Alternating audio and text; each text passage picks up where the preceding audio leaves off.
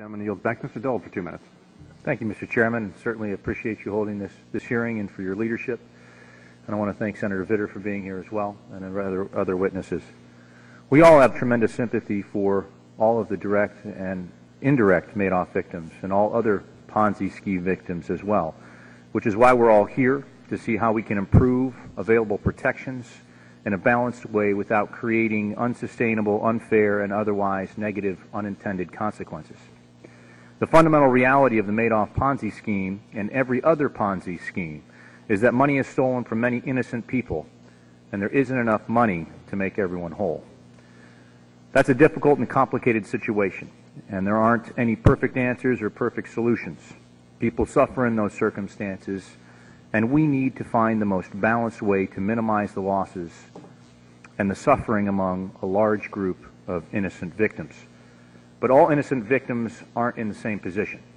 Many innocent victims have great conflicts of interest with many other innocent victims.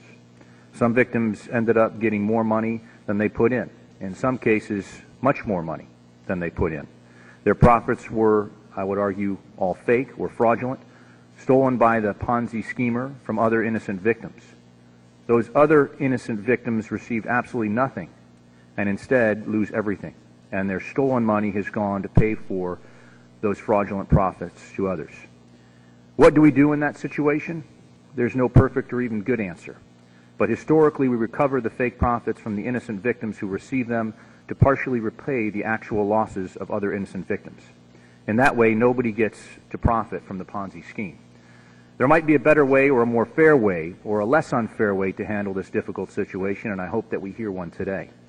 And if no investors should profit from a Ponzi scheme, the federal government should also never profit from the Ponzi scheme. For decades, innocent people paid very real taxes on totally fake profits. When the fraud is exposed, the IRS says that the innocent victims can only get refunds for the taxes paid during the last 5 years. So ironically, the federal government benefits more and more from a long-term Ponzi scheme the longer it continues. Why shouldn't the innocent investors be able to recover all taxes that were wrongly paid on totally fake or fraudulent profits? I have a number of other questions, and I see my time has expired, but I do hope we have an opportunity to ask them during the question and answer period. I certainly want to thank those that are coming here today to testify, and again, Mr. Chairman, I thank you for your work.